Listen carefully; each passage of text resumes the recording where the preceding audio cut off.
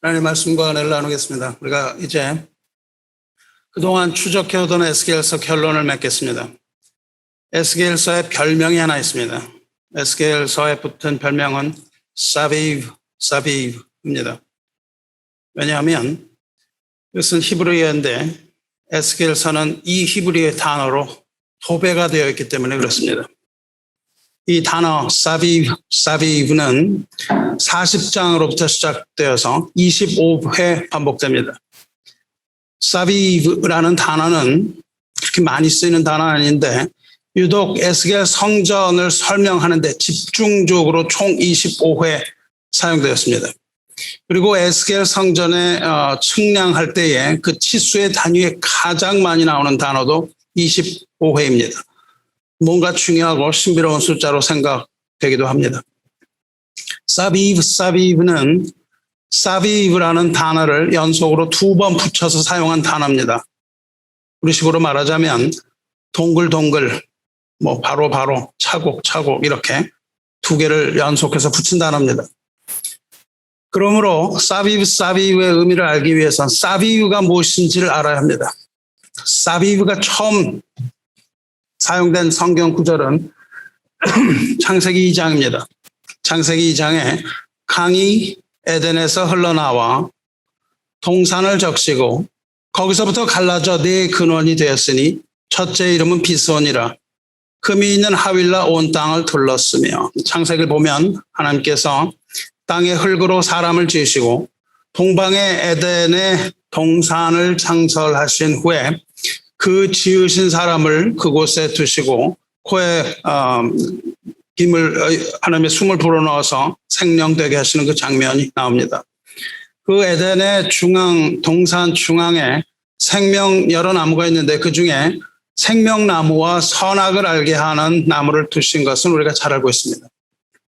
그런데 그 동산이 어떻게 생겼는지가 10절의 내용입니다. 여기를 보면 에덴에서 강이 흐르기 시작해서 4개의 지류로 나누어지는 것을 볼 수 있습니다. 땅이 4분됩니다. 강이 4개가 있는데 첫 번째 강의 이름이 비손입니다. 비손은 금이 있는 하윌라 땅을 둘러서 흘렀다. 그렇게 되어 있습니다. 그러니까 이 강이 하윌라 땅, 거기에는 금이 아주 많은 곳인데 그 하윌라 땅을 이렇게 둘러서 흘렀다는 거예요. 13절 보면 둘째 강의 이름은 기혼이라 구스 온 땅을 둘렀고, 두 번째 강인 기혼은 구스 온 땅을 다 둘러서 흐릅니다. 구스는 지금의 이디오피아 땅입니다. 셋째 강은 히데겔이며 넷째 강은 유브라데라고 기록되어 있습니다. 이 4개의 강 중에 지금까지 알려져 있는 강은 유브라데 강뿐입니다. 에덴에는 이렇게 4개의 강이 흘렀고 강은 땅을 둘러서 흐름으로 땅이 나뉘게 되는 것을 봅니다. 여기에서 두르다라는 단어가 사비브입니다.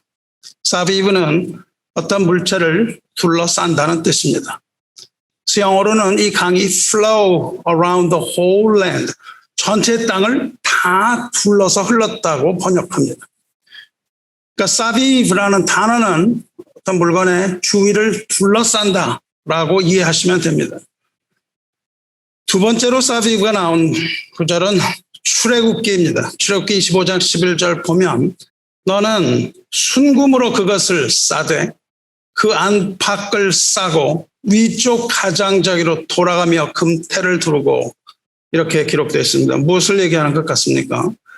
이것은 하나님께서 모세를 부르셔서 모세에게 언약궤를 만들라고 지시하십니다. 언약궤를 만드는 방법에 대하여 지시하시는 대목입니다.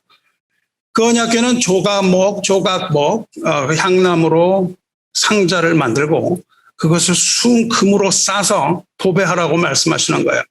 궤의 안과 밖을 순금으로 싸라, 그렇게 말씀하시는데 여러분 어떤 느낌을 받습니까? 어떤 느낌을 받으세요? 하나님께서 나무로 상자를 만들고 그것을 순금으로 철저하게 도금하라, 그렇게 말씀하셨죠. 여기서 우리는 그 궤가 아주 소중하다는 것을 여러분 느낍니다. 그 궤가 소중할 뿐만 아니라 그 궤에 담아두는 속에 들어있는 것들이 고귀함을 느끼는 거예요.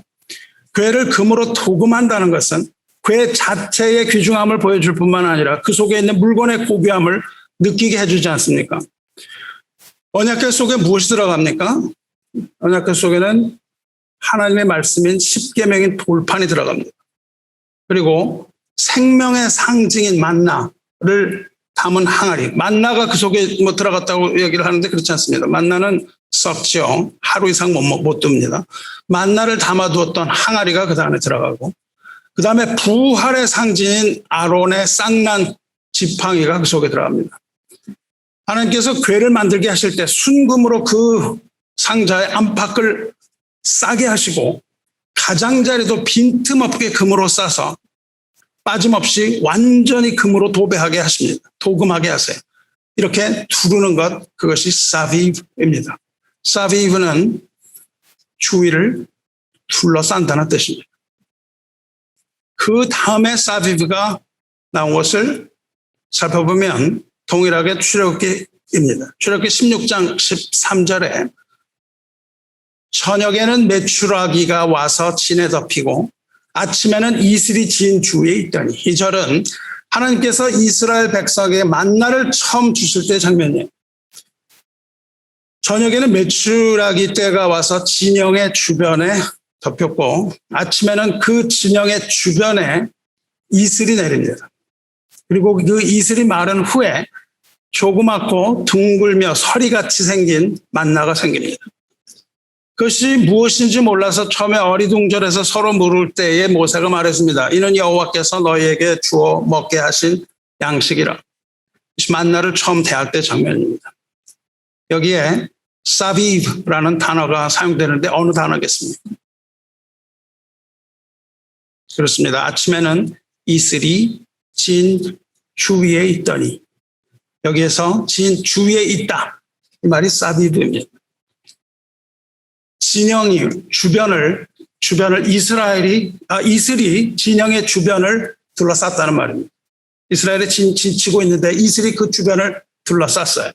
사비브는 어떤 것의 사방을, 주변을 둘러싼다는 단어입니다. 하나 더 찾아보겠습니다. 열왕기하 11장 11절에 호위병이 각각 손에 무기를 잡고 왕을 호위하되 성전 오른쪽에서부터 왼쪽까지 제단과 성전 곁에 서고, 이 말이 나오는데 여기 보면 호위병이 왕을 호위하는 장면이 나옵니다. 여기서 왕은 아달랴 여왕입니다. 호위병이 여왕을 호위하고 지켰다는 대목입니다. 이 구절에 사비브가 사용되는데 어느 단어일까요? 호위병이 각각 손에 무기를 잡고 왕을 호위하되, 어느 단어가 사비브일까요? 그렇습니다. 호위하다로 번역된 단어가 사비브입니다. 그러니까 호위병들이 왕을 둘러싸고 승전을 보호하는 거예요. 그러니까 직역을 하면 호위병들이 왕을 둘러쌌다, 그 말입니다. 대통령의 신분을 보호하는 경호원들이 비상시에 대통령을 둘러싸죠. 아주 덮어버립니다. 그리고 외부를 향해서 권총을 발사하는 그런 장면이라고 생각하시면 됩니다. 사비브, 둘러싼다는 말은 호위한다는 의미가 있습니다. 그럼 이제 사비브가 무슨 단어인지 이해하겠죠. 강 같은 것이 땅의 주위를 둘러싸고 흐르다. 언약궤의 주위를 순금으로 둘러싸다. 진영의 주변을 이슬이 둘러싸다. 왕을 둘러싸고 호위하다. 이런 뜻입니다. 그러니까 사비브는 한마디로 둘러싸고 보호하다라는 의미예요. 그런데 에스겔서에서는 사비브 이렇게 독립적으로 사용되지 않고 두 번에 걸쳐서 사비브 두 번이 나와요. 계속 그렇게 나옵니다. 우리말도 그렇지만 히브리어에서 같은 단어나 혹은 비슷한 발음이 반복되면 그 의미를 강조하거나 그 말하는 것이 아주 중요하다는 의미입니다. 이것이 25회 반복되니까 얼마나 중요한 말인지 모릅니다. 아주 강조 용법으로 사용하는 거죠. 그러니까 사비브는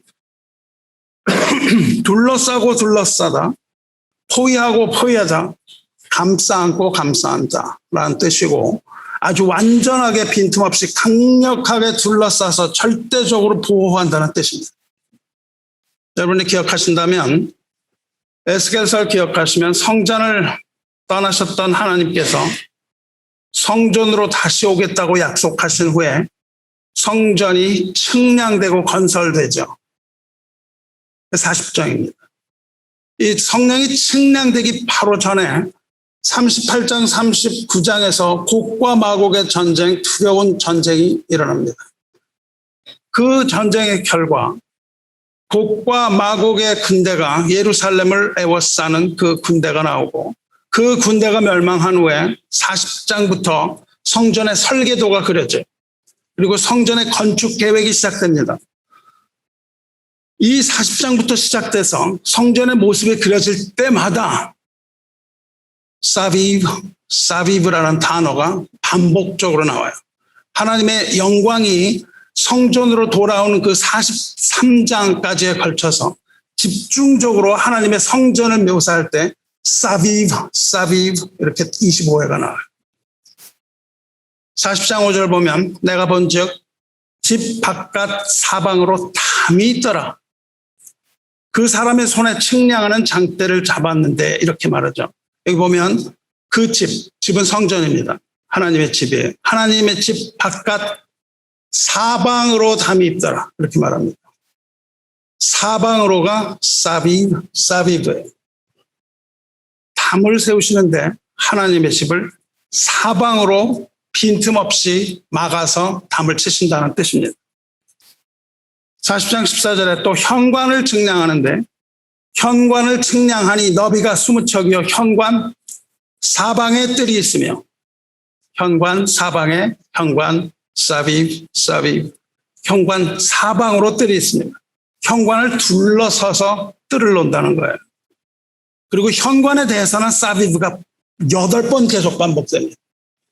그 현관을 완전히 둘러싸신다는 거예요. 아무것도 들어오지 못하게. 사비브는 이렇게 사면이 아니라 좌우를 얘기하기도 하고 3면을 둘러쌀 때도 얘기합니다.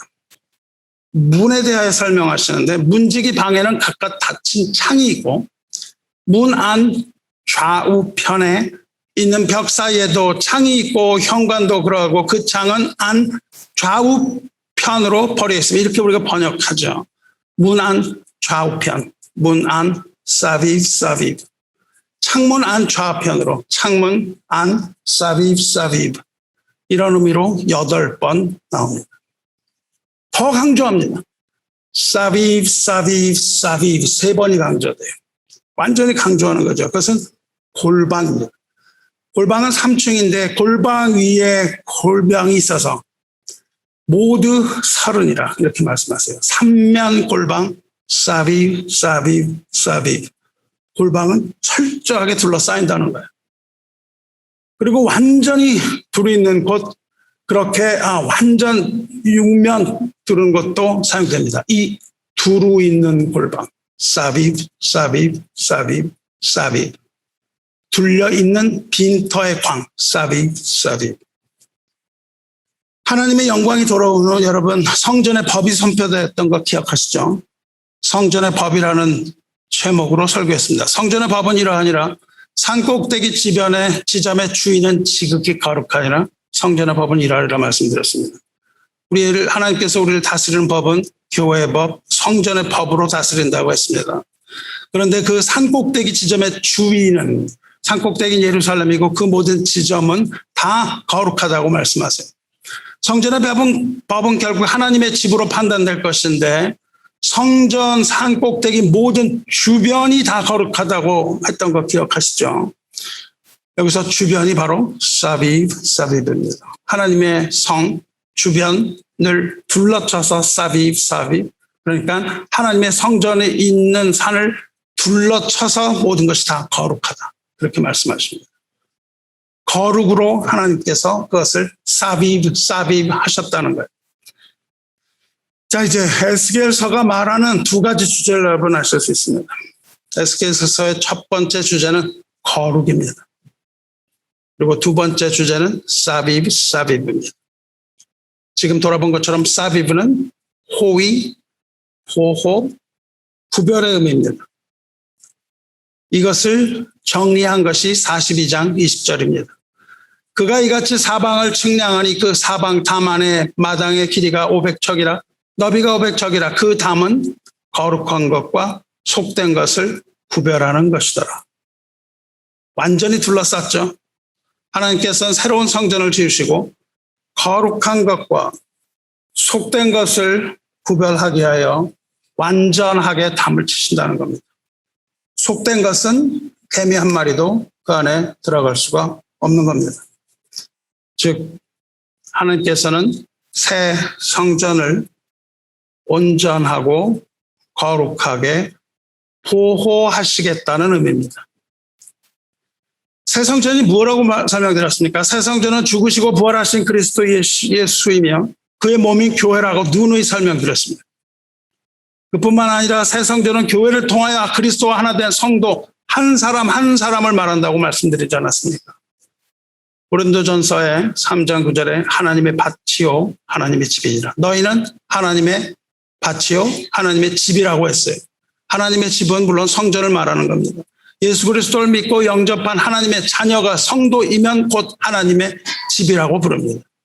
여러분이 예수를 진심으로 믿고 진정한 하나님의 자녀가 되었으면 여러분이 하나님의 집이에요. 그리고 성도가 모인 곳, 이곳 또한 하나님의 집이요 살아계신 하나님의 교회입니다.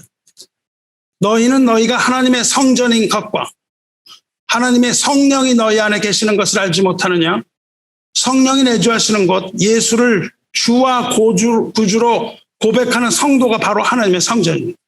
여러분이 하나님의 성전이며 성전을 거룩하게 지키라고 하셨습니다. 에스겔서는 하나님께서 그 성전을 둘러싸고 보호하신다는 뜻입니다. 여러분 마음 가운데 성령이 있으면 하나님께서 여러분을 둘러싸고 보호하신다는 뜻이에요. 그러므로 성전인 백성, 그리스도와 연합한 백성, 믿음으로 그리스도 안에 있는 백성, 여러분을 하나님께서 둘러 진치고 온전하게 보호하신다는 것이 에스겔서의 대주제입니다. 누구든지 하나님의 성전을 더럽히면 하나님이 그 사람을 멸하시리라. 하나님의 성전은 거룩하니 너희도 그리하리라. 이 말씀은 그리스도의 이름으로 모인 너희가 바로 곧 성전이며 하나님의 성전으로 성령으로 성전인 너희 안에 하나님께서 계심으로 그러므로 하나님의 성전인 너희를 더럽히지 말고 그리스도와 함께하는 형제를 더럽히지 말고 그리스도의 몸인 교회를 더럽히지 말라는 강력한 경고입니다. 이상이 우리가 읽어온 에스겔서의 핵심 진리입니다. 하나님의 거룩하심과 하나님의 보호하심 이렇게 크게 두 가지로 결론 내릴 수 있습니다. 주 안에서 사랑하는 성도 여러분, 주님의 교회는 거룩합니다. 그 안에서 하나 된 여러분도 거룩합니다. 거룩을 잃지 말고 본인의 거룩과 교회의 거룩을 지켜나가시기를 축원합니다.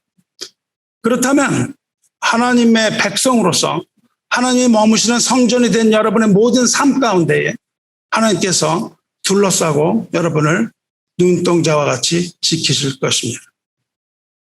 이제 우리 본문으로 돌아가기 전에 잠깐 돌아가서 에스겔이 어느 시점부터 사비가 시작됐다고 제가 좀 전에 말씀드렸습니까? 그렇습니다. 하나님께서 성전을 회복시키겠다고 약속하시고 성전이 측량이 시작된 40장부터입니다. 그런데 그 전장인 38장 39절에 어떤 내용이 나왔다고 말씀드렸습니까? 성전이 측량이 시작되기 전에 곡과 마곡의 전쟁이 나옵니다. 하나님께서 그 중에 곡에게 말씀하시는 대목 여러분 기억할 겁니다. 마곡의 왕인 곡이 큰 무리와 능한 군대를 모아서 연합해서 거대한 군대를 일으켜서 구름이 땅을 덮는 것처럼 하나님의 백성 이스라엘을 치러 오는 장면 여러분 기억할 겁니다. 그들이 광풍과 같이 일어나고 구름과 같이 땅을 덮는다고 했습니다. 그런데 이스라엘 백성은 그것을 모르고 평안하다 하고 문도 없는 곳, 벽도 없는 곳에서 거합니다. 평안하다고 하면서 막아줄 성벽 하나 없는 곳에서 평안을 누리고 있는 그때에 곡과 마곡의 거대한 군대가 일어나서 이스라엘을 치러 올 때 하나님의 얼굴에 노여움이 나타납니다. 하나님이 그것을 치러 오는 군대를 향하여 진노하세요. 그리고 곡과 마곡의 대군이 성도들의 진을 둘러싸는 그 장면 기억합니까? 이 둘러싸는 것이 사비브예요. 성도를 진을 무너뜨리기 위해서 둘러쌉니다. 악의 무리가 그 성도의 진영을 둘러싸는 그 장면이 나오고 이 새 성전이 만들어지는 그때 하나님께서 자기가 거주하는 그 백성의 그 성읍을 사비브 하겠다고 하시는 겁니다. 곡과 마곡의 군대가 와서 그 성을 둘러쌀 때 하나님께서 그것을 보호하기 위하여 성을 막으신다는 겁니다. 하나님의 군대로서 그 성을 막으시는 거예요. 무슨 말입니까? 여러분과 제가 천국 가는 그 길에 역경과 고난뿐만 아니라 악한 영들의 공격이 있습니다. 그 공격에 처하게 되고 그 세력이 성도의 진영을 휘두르는 그날에 하나님께서 진노하신다는 겁니다. 그리고 하나님의 담으로 사면을 두르시고 지킬 것을 약속하시는 거예요. 그게 하나님의 성전의 설계도입니다. 주님의 사랑하는 성도 여러분, 여러분이 당하는 모든 시련과 역경과 사탄과의 전쟁 중에서도 여러분 소망을 잃지 말아야 합니다. 하나님의 성벽은 물샐 틈 없이 견고하게 사비브 둘러치기 때문입니다. 사비브로 여러분 하나님께서 우리를 호위하시며 천군 천사들로 사비브 하신다는 거예요. 여러분을 천군 천사들로 둘러치십니다. 야곱이 두려움 가운데 그 형 에서를 만나러 갑니다. 그렇게 형 에서를 만나러 가다가 눈을 떠요. 눈을 떴을 때 하나님의 군대가 그를 둘러서 진친 것을 봅니다. 자기를 둘러서 진친 것을 보고 그 땅, 그 군대를 본 그 땅을 하나님의 군대라고 이름 짓습니다. 하나님의 군대 마하남이라고 불렀던 것을 기억하시기 바랍니다. 하나님께서 천군 천사들을 보내셔서 그 백성을 빼곡히 둘러서 보호하십니다. 두려움 가운데 믿음의 눈으로 하나님의 군대를 보며 그 가운데서 호위하시는 사비브 하시는 하나님을 보시기를 주님의 이름으로 축원합니다. 또 아람국이 수많은 인원으로 구성된 강력한 군대를 일으켜서 이스라엘을 치러 왔던 때를 기억하시기 바랍니다. 곡과 마곡의 군대가 왔던 것처럼 아람도 수많은 군대가 구름대와 같이 들려와서 포위합니다. 열왕기하 6장에 기록된 대로 아람 왕이 수많은 말과 병거와 군사들을 보내서 한밤중에 성읍을 둘러쌌다고 되어 있어요. 그때 아침이 되고 하나님의 사람 엘리야의 사원이 아침에 나가서 그 광경을 봅니다. 압도적인 군사들이 둘러싸고 포위한 것을 그걸 보고는 간이 높고 다리에 힘이 풀려서 탄식합니다. 아, 내 주여 우리가 어찌하리까 탄식을 해요. 그때 엘리야가 기도합니다. 여호와여 원하건대 이 아이의 눈을 열어서 보게 하옵소서. 그리고 하나님께서 그 사원의 눈을 열어주시고 그가 보니까 불말과 불병거가 가득하여 엘리사를 둘렀더라. 그렇게 됩니다. 이스라엘을 수많은 군대가 둘러쌉니다. 그러나 그 앞에 불말과 불병거가 가득하여 두르고 있는 것을 바라보아요. 불말과 불병거가 그를 둘렀더라. 불말과 불병거가 그를 사비브하였더라. 할렐루야. 사탄의 군대가 막강한 수와 병거와 군사와 병력을 보내서 여러분을 둘러서 진친다 하여도 여러분은 믿음의 눈을 뜨시기 바랍니다. 제 아무리 그들의 손이 가까이 온다 하더라도 마귀의 손이 우리에게 가까이 온다 하더라도 대지를 못하는 겁니다. 여러분이 믿음의 눈을 뜬다면 여러분을 둘러서 진치고 여러분을 호위하고 있는 불말과 불병거를 보게 될 겁니다. 지난 찬양의 밤에 여러분 보셨죠? 그 영상에 수많은 그 세력들이 행진하고 있는 그 여자에게 손을 대려고 하죠. 근데 거의 다가옵니다. 거의 다가오는데 닿질 못해요. 여러분, 그 가운데 하나님의 보호막이 있기 때문에 그렇습니다. 그런 눈을 가지시기를 주님의 이름으로 축원합니다. 하나님께로부터 나신 자가 그를 지키심에 악한 자가 그를 만지지도 못하느니라 말씀하셨어요. 하나님께서 나신 자 주 예수 그리스도께서 그의 천사와 천군을 보내서 지키심에 악한 자는 여러분을 만지지 못합니다. 그러므로 두려움을 떨쳐버리고 의연하게 일어나시기 바랍니다. 이것이 바로 사비브의 하나님, 자기 백성을 둘러 진치고 포위하며 보호하시는 하나님이기 때문에 그렇습니다. 이제 오늘 본문이 들어있는 에스겔 마지막 장 대망의 48장으로 우리 또 날아가 보려고 합니다. 48장은 이 40장으로부터 이어지는 이스라엘의 회복에 대한 모든 예언이 종결되는 대망의 장입니다. 40장부터 에스겔 성전의 그 성소가 완성되고 하나님을 경외하는 예배가 이루어져요. 그리고 거기서 땅의 분배가 이루어집니다. 창세기에서 아담의 타락 곧 하나님과의 관계가 단절되므로 낙원에서 쫓겨나게 되고 땅은 가시와 엉겅 길을 냅니다. 여기서 우리가 알 수 있는 것은 참된 삶의 회복은 성전의 완성과 더불어 참된 예배로부터 시작된다는 겁니다. 하나님의 품을 떠난 탕자가 살 수 있는 유일한 길은 먼저 아버지를 떠났던 것을 뉘우치고 세상을 등지고 아버지 집으로 돌아가는 데 있는 것처럼 하나님과의 무너진 관계가 제자를 찾는 길은 먼저 우리가 회개하고 다시 하나님의 성전을 찾아 예배하는 데 있음을 보여줍니다. 그리고 그 결과는 땅의 분배입니다. 하나님께서는 거룩한 백성 부르셔서 그 백성을 거룩하게 보호하시고 사비브 성전을 두르시고 12지파에게 땅을 분배합니다. 땅의 완성은 곧 하나님 나라의 완성을 의미합니다.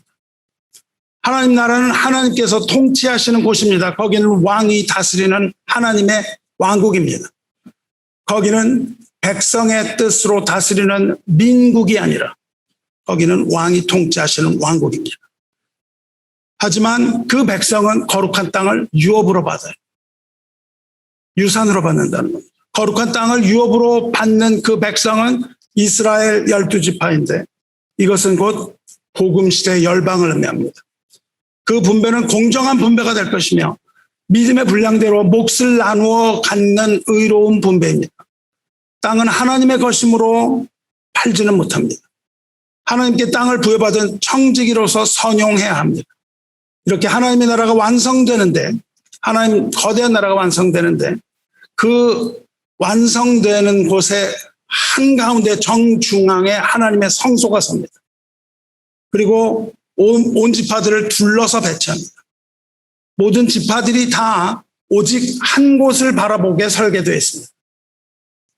이 성읍은 하나님이 중심이 되는 성읍이며 모든 지파가 다 하나님만을 바라보는 성읍이 됩니다. 이것이 회복된 하나님의 나라입니다.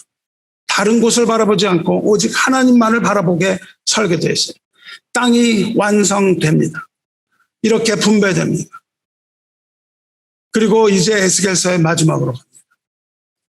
대단한 말을 내기 전에 그 거룩한 성읍에 대해 마지막으로 언급하고 마무리됩니다. 성읍에 대한 마지막 언급은 성읍으로 들어가는 문입니다. 하나님의 나라가 완성되고 거기에 있는 문을 쭉 보여주고 대단원을 내려요. 사비브가 되어 있습니다. 성읍으로 들어가는 문은 사비브 성읍을 둘러싸서 사방으로 둘러쌉니다. 성읍을 둘러싸서 12개의 문으로 구성됩니다. 그 성읍의 문의 이름은 이스라엘 12지파의 이름을 따라서 짓습니다. 하나님의 거룩한 땅 중심에 여호와의 성전이 있고 그 성읍을 둘러싸서 12개의 문으로 호위된 곳, 이것이 에스겔 성전의 모습입니다. 이 모든 것을 다 기록한 후에 맨 마지막 절 35절에 그 사방의 합계는 18,000척이라. 그날 이후로는 그 성읍의 이름을 여호와 삼마라 하리라. 여호와 삼마는 언어로 읽으면 아도나이 샤마라고 읽어요. 아도나이 샤마, 이 아도나이 샴마는 그 성읍의 이름이 됩니다. 그리고 그 뜻은 하나님께서 거기에 계시다, 그 뜻입니다. 하나님께서 그곳에 계시다, 그 의미입니다. 하나님께서 모든 것을 회복하시고 그 상황 가운데 계시겠다는 뜻입니다. 그곳을 하나님께서 계신 곳이라고 부르면서 에스겔서는 대단원의 막을 내립니다. 하나님이 계신 곳, 새 예루살렘, 이것이 바로 에스겔의 최종 결론입니다. 그날 이후로는 이라고 얘기해요. 그 날은 하나님의 모든 구원 사역이 완성되는 날입니다. 이스라엘의 온전한 회복의 날인 동시에 여기에 기록된 모든 예언과 규례와 성전의 법률들이 모두 완전하게 성취되는 날이에요. 그러므로 에스겔서는 다분히 종말론적인 결과를 도출하고 있습니다. 그러므로 에스겔을 다 읽으면 세월을 넘어서서 우리는 요한계시록으로 연결하게 되는 겁니다. 에스겔서의 후편이 요한계시록이에요. 그날이라고 말씀하신 그날은 예수께서 재림하셔서 땅과 하늘의 모든 것을 그 안에서 통일하시고 그 모든 나라를 통치하시는 날을 말하며 새 하늘과 새 땅이 하늘로부터 내려오고 새 예루살렘이 완성되는 날입니다.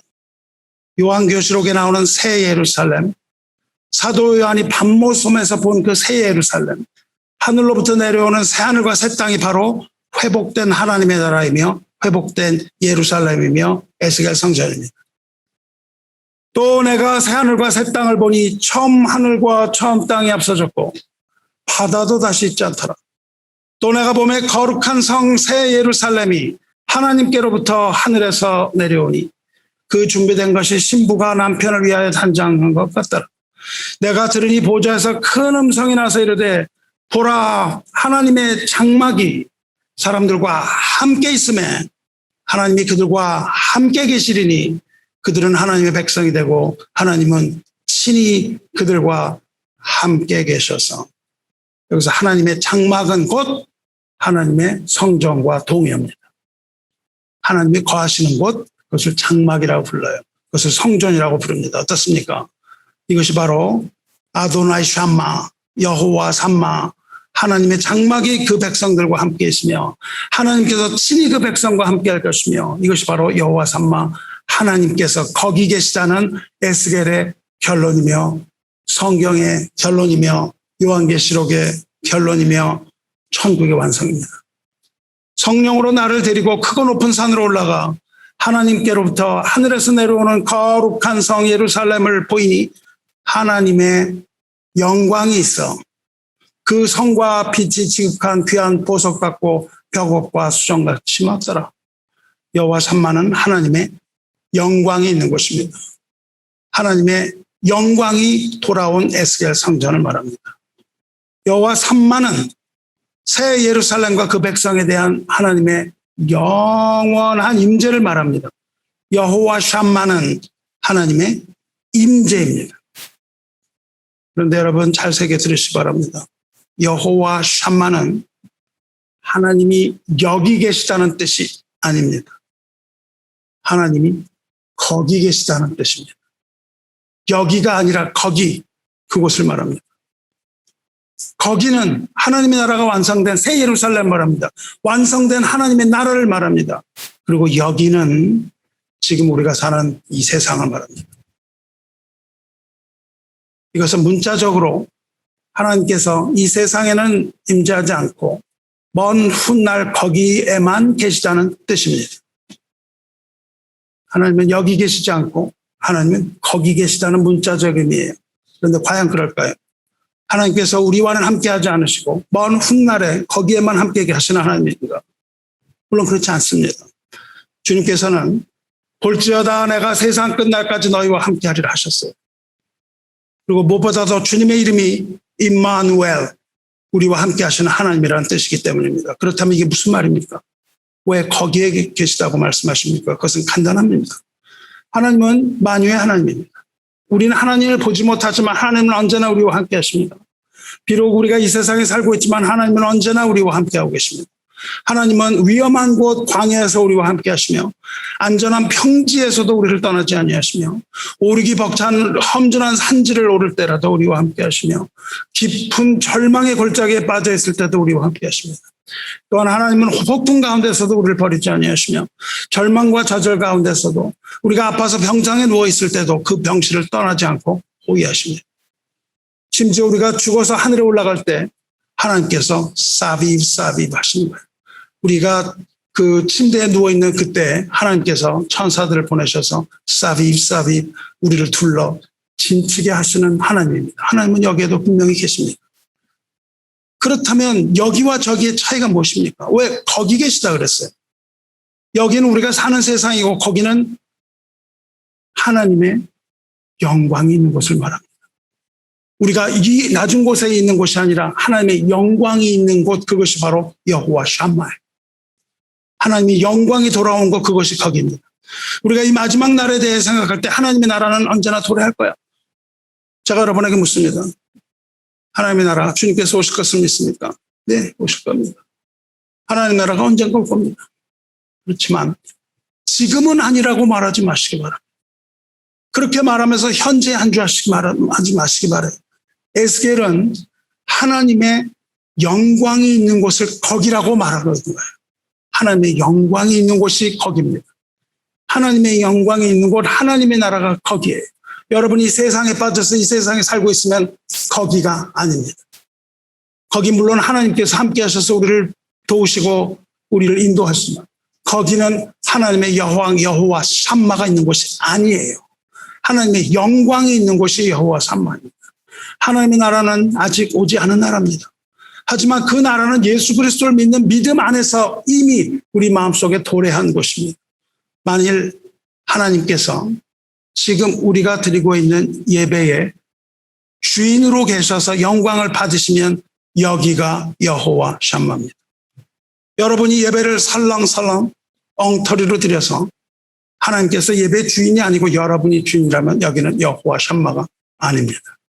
비록 하나님께서 여러분과 함께 하셔서 여러분을 인도하실지라도 하나님께서 영광 받는 곳이 아니면 거기가 아니고 여기에 불과한 거예요. 여기는 여기서 예배 주인으로 계시면 여기가 여호와 샴마, 하나님이 계신 그곳입니다.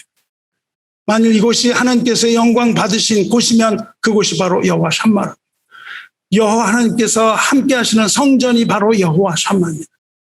거기가 바로 임마누엘, 우리와 함께 하시는 임마누엘 예수의 나라입니다.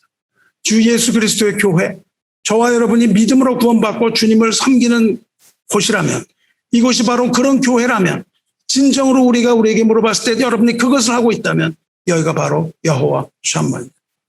여러분이 그저 시계추처럼 왔다 갔다 하고 있다면 여기는 여호와 샴마가 아닙니다. 그리스도를 머리로 하는 하나님의 교회가 여호와 샴마입니다. 하나님께서는 그 백성이 있는 곳은 어디나 계십니다. 바벨론 포로로 갔을 때 주님도 거기 따라가셨습니다. 그리고 그들을 위로하고 보호하셨습니다. 그러나 그들이 예루살렘 성전으로 돌아왔을 때, 잃어버린 탕자가 아버지 집으로 돌아왔을 때 하나님의 영광이 함께 거기로 돌아오셨어요. 그곳이 바로 여호와 샴마입니다. 저는 사랑하는 성도 여러분, 때로는 하나님이 안 계신 것 같기도 합니다. 그리고 여러분 혼자 세상에 남겨진 것 같이 느껴지지 않습니까? 그렇다면 믿음에 놓을 때시기 바라요. 왜냐하면 하나님은 여전히 거기 계시기 때문에 그렇습니다. 그리고 믿는 자에게 있어서 거기가 바로 여기이고 여기가 바로 거기입니다. 우리가 예수를 믿고 하나님의 영광 가운데 산다면. 그 바벨론에 이스라엘이 포로로 잡혀갔었지만 불과 얼마 전 현대에서도 이스라엘이 포로로 잡혀간 적이 있습니다. 2차 대전 때 나치 독일이 그들을 포로로 잡아갔습니다. 살벌하고 참혹했던 그 아우슈비츠 수용소에 그들을 가두었습니다. 그것은 지옥과 같은 곳이었죠. 언제 죽을지 모릅니다. 근데 거기에 유명한 일화가 있습니다. 아우슈비츠는 사비브된 곳입니다. 무엇으로 사비브됐습니까? 사방이 벽과 철조망으로 둘러싸였어요. 그 살벌한 수용소 벽에 누가 이렇게 써왔습니다. God is nowhere. 하나님은 아무 데도 없다. 뭐 그렇게 느낄 수밖에 없겠죠. God is nowhere. 그런데 어떤 사람이 어느 날 nowhere에 W와 H 사이에 선을 싹 그어놓았습니다. 어떻게 읽어야 됩니까? nowhere에 W와 H 사이를 가르면 어떻게 읽어야 합니까? God is nowhere가 아니라 God is now here. 이렇게 바뀌는 겁니다. 하나님께서는 그들을 철조망으로 둘러쓰는 것을 허용하셨지만 그러나 하나님께서는 그 안에 그 차가운 벽 안으로 둘러싸서 이 사람에게는 이 영광을 돌리는 이 사람에게는 사비브 하신 겁니다. 두세 사람이 내 이름으로 모인 곳에 나와 나도 그들과 함께 하겠다고 주님께서 말씀하셨습니다. 하나님이 없는 것 같이 느껴집니까? 그러면 고독하게 혼자 있으면 안 되는 겁니다. 하나님께서는 믿는 자들이 주의 이름으로 모인 곳에 함께 하십니다. 하나님을 만나려면 교회로 오시기 바랍니다. 하나님이 여기에 계심을 잊지 마시기 바랍니다. 그것이 없다는 거짓말에 속지 마시기 바랍니다. 교회는 하나님의 임재가 있는 곳입니다. 그리고 여기에는 하나님의 백성이 있습니다. 비록 세상이 보기에는 어리숙하고 어리석은 것 같아 보일지 몰라도 여기에는 거듭난 하나님의 자녀들이 있고 기도하는 하나님의 백성이 있습니다. 그리고 무엇보다도 우리를 사랑하사 독생자를 보내신 하나님의 사랑이 있습니다. 이 성읍은 복음시대의 교회이며 성전은 복음시대의 성도입니다. 마귀는 그렇지 않다고 여러분의 머리에 주입하고 있습니다. 교회를 땅에 깔아 눕히고 여러분으로 하여금 그것을 하찮게 보도록 훈련시키고 있습니다. 에스겔 성전에 12지파의 이름을 딴 문이 있는 것처럼 계시록의 새 예루살렘에도 12개의 문이 있으며 그 문들 위에 이스라엘 자손 12지파의 이름들이 새겨져 있습니다. 그 성의 성곽에는 12보석의 기초석이 있고 그 위에는 어린 양의 12사도의 12 이름이 새겨져 있습니다. 여러분에게도 12사도의 이름이 새겨져 있으며 12지파의 이름이 새겨져 있으며 무엇보다도 어린 양이신 예수 그리스도의 이름이 여러분의 이마에 찍혀 있는 겁니다. 하나님의 인이 찍혀 있는 겁니다. 살아계신 하나님의 교회는 선지자와 사도들 위에 터 위에 세우심을 받았습니다. 그리고 어린 양이신 그리스도께서 이 집을 지탱하고 있는 모퉁이 돌이십니다. 이 집은 살아계신 하나님의 교회여 진리의 기둥과 터입니다. 여기에 생명이 있습니다. 교회는 생명이며 복음입니다. 참 성전은 예수 그리스도의 복음입니다. 사도행전과 현대를 통하여 이 지상 성전이 확정됩니다. 지상의 교회들 말합니다. 그리고 에스겔과 계시록에 이르러서 전 우주적인 성전이 완성되어 가고 있는 겁니다. 그것이 곧 천국의 교회이며 하늘 교회입니다. 할렐루야. 그날은 온전한 회복의 날입니다. 성전이 완성되는 날이에요. 하나님의 영광이 빛나는 교회가 바로 천국 교회입니다. 이것을 사모하시기 바랍니다. 하나님께서는 이 지상 교회를 통하여서 천국 교회로 우리를 초청하십니다. 이것이 바로 12지파의 이름을 쓴 문이라는 뜻입니다. 여러분이 교회가 되어서 하나님께 영광 돌리시기 바랍니다. 주안의 사랑하는 성도 여러분, 여러분의 삶의 여정은 새 예루살렘을 향해서 걸어가는 장엄한 여정입니다. 그 길은 험난한 길이라고 말씀하셨어요. 예수님께서 말씀하신 대로 천국으로 들어가는 문은 좁은 문이라고 말씀하셨습니다. 거기로 가는 길은 좁고 협착하여 가는 이가 적다고 얘기했습니다. 여러분이 좁은 길로 걸어가면 여러분은 분명히 그 문을 막 딱 들이게 되는 겁니다. 그 문은 아름답습니다. 그 12문은 12진주니 각 문마다 한 개의 진주로 되어 있고 성의 길은 맑은 유리 같은 정금이더라. 그 문에는 12사도의 이름이 적혀 있을 것이며 12지파 이름도 적혀 있을 것입니다. 그러나 그 문은 잘 보이지가 않는 겁니다. 좁은 길을 갔기 때문에 좁은 길, 그 좁은 문이 보이지 않아요. 그런데 그 문을 열고 들어가면 여러분 거기에서 하나님의 영광을 보는 겁니다. 그 성읍의 한가운데 성전이 있자 그랬잖아요. 그런데 요한은 거기 들어가 보고 성전 찾지 못합니다. 한가운데 성전이 있어야 되는데 성전이 없는 거예요. 성 안에서 내가 성전을 보지 못하였으니 이는 주 하나님 곧 전능하신 이와 어린 양이 그 성전이십니다. 거기에는 우리가 눈으로 보는 성전이 없습니다. 새 예루살렘의 중앙에 있는 성전은 곧 전능하신 하나님 자신이며 또한 어린 양이기 때문에 그렇습니다.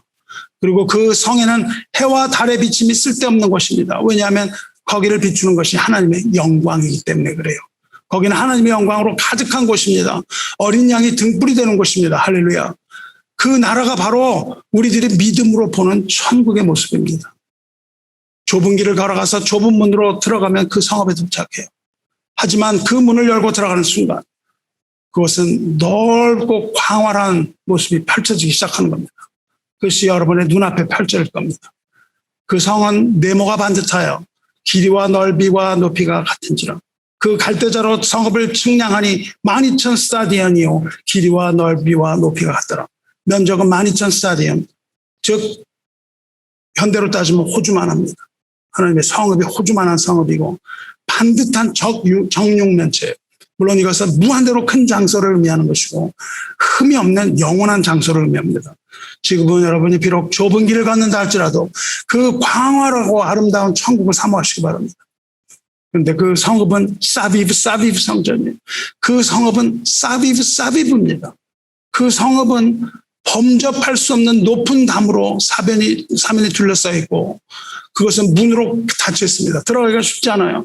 사비브는 보호하고 보호한다는 의미도 있지만 물 셀 틈 없이 빈틈 없이 둘러싸여 있어서 들어가지 못하는 곳이라는 의미도 됩니다. 그렇다면 누가 에스겔 성전에 들어갈 수 있습니까? 누가 새 예루살렘에 들어갈 수 있습니까? 누가 그 거룩한 곳에 들어갈 수 있습니까? 그것이 요한계시록 21장 말씀입니다. 누가 들어가는가 하면 영광과 존귀를 가지고 가는 자만 들어갑니다. 어린 양 안에서 거룩하게 된 자만 거기 들어갑니다.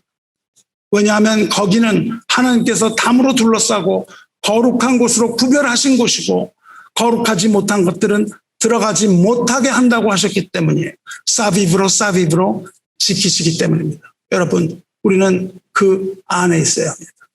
그 바깥에서 이를 갈며 후회하지 마시기 바랍니다.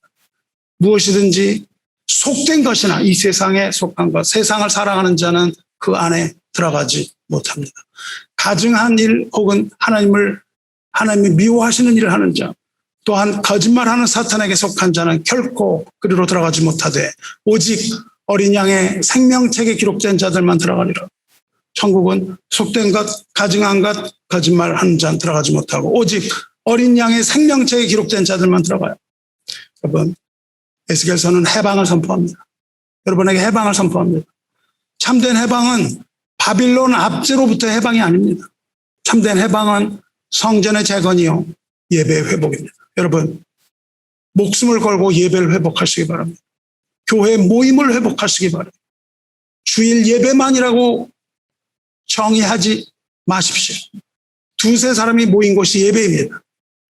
참된 해방은 예배의 회복이고 교회의 회복이고 성도의 교제의 회복입니다. 참된 해방은 죽음으로부터의 자유이고 죽은 영혼을 소생하게 하는 해방이요. 참된 해방은 백성들이 회복하여 살게 되는 그 땅, 천국 그 자체가 해방이요. 그곳은 여호와 삼마 하나님이 계시는 곳입니다. 참된 자유는 오직 하나뿐입니다. 하나님이 계시는 곳, 하나님이 함께 하시는 상태, 그것만이 참된 자유예요. 기억하시기 바랍니다. 새 예루살렘에는 성전이 없습니다. 참된 성전이신 하나님이 성전이며 그 어린 양이 성전이에요. 천국에는 성전이 없습니다. 거듭난 자의 심령, 저와 여러분의 심령을 하나님의 지성소로 삼으시기 때문입니다. 우리의 심령이 바로 하나님의 성전이에요. 예수 그리스도를 주와 구주로 고백하는 여러분이 여호와 삼마입니다. 그러므로 여러분은 세상을 끊어내야만 합니다. 속된 자는 그 에스겔 성전에 들어갈 수 없기 때문입니다. 하나님 안으로 들어가시기 바랍니다. 그 영광을 가지고 그 안으로 들어가세요. 하나님께서 그 안에 계셔서 사비브 둘러치고 천국에서 영원히 우리와 함께 하실 것입니다. 하지만 비록 우리가 이 땅에 살아도 주 예수와 함께하면 천국입니다. 하나님이 영광을 가지고 있으면 천국이에요. 주님을 우리 안에 모시면 주님의 영광이고 하나님의 영광입니다. 주 예수와 함께하면 그 어디나 천국입니다. 그리고 이 땅에서도 우리와 함께하며 사비브로 보호하실 겁니다. 이제 사비브 한 구절 읽고 정리하려고 해요. 여호와의 분깃은 자기 백성이라. 유업이죠. 분깃은 유업이고 몫이라고 아까 읽었습니다. 분깃은 자기 백성이라. 야곱은 그가 택하신 기업이로다. 여호와께서 야곱을 여러분과 저를 황무지에서 짐승이 부르짖는 광야에서 만나시고 호위하시며 보호하시며 자기의 눈동자같이 지키셨도다. 자기 백성에게 유업을 주시기 전에 보호하시는 하나님의 모습입니다. 여기서 만나시고 호위하시며가 사비브입니다. 이 세상은 황무지요 짐승이 부르짖는 위험한 광야입니다. 여기서 하나님께서 우리를 만나시고 우리를 호위하시고 우리를 보호하시며 눈동자와 같이 지키셨도다. 할렐루야. 주님의 호위하시고 보호하심과 지키심이 여러분과 저에게 함께 하시기를 주님의 이름으로 축원합니다. 여호와 샴마, 이 하나님의 이 이름은 우리에게 한없는 위로와 소망이 되어 주십니다. 숱한 어려움과 고난의 순간들을 지나가야 하는 우리 삶의 여호와 샴마는 큰 힘이 됩니다. 말씀을 맺겠습니다. 우리는 성읍의 중앙에 계신 하나님만을 바라보아야 합니다. 우리가 하나님만을 바라보아야 하는 이유는 여호와 샴마 하나님의 영광이 거기 계시기 때문입니다. 헛된 우상들과 세상의 악을 버리고 하나님 앞에 서서 하나님의 이름을 찬양하고 감사해야 되는 이유도 여호와 샴마입니다. 오직 하나님 한 분만을 경배해야 되는 이유, 그 이유는 여호와 샴마의 하나님께서 우리 삶의 중심이 되셔서 영원토록 우리와 함께 하실 것이기 때문입니다. 그러므로 지금 우리가 눈을 들어서 여호와 샴마 임마누엘 하나님을 바라본다면 하나님께서 영광 받으실 것이며 그것이 바로 곧 여호와 샴마입니다. 하늘은 영광이며 우리에게는 소망과 평화가 되는 이것이 바로 여호와 샴마입니다. 그러므로 우리는 감사와 찬송으로 하나님 안으로 들어가는 겁니다. 시편 100편을 읽고 말씀 마치겠습니다. 온 땅이여 여호와께 즐거운 찬송을 부를지어다. 기쁨으로 여호와를 섬기며 노래하면서 그의 앞에 나갈지어다. 감사함으로 그의 문에 들어가며 찬송함으로 그의 궁정에 들어가서 그에게 감사하며 그 이름을 송축할지어다. 여러분, 여러분의 감사가 그 문을 여는 겁니다. 여러분의 찬송함이 그 벽을 여는 겁니다. 여러분이 그렇게 들어가는 겁니다. 여호와는 선하시니 그의 인자하심이 영원하고 그의 성실하심이 대대에 이르리로다. 할렐루야. 아멘. 우리 함께 기도하겠습니다.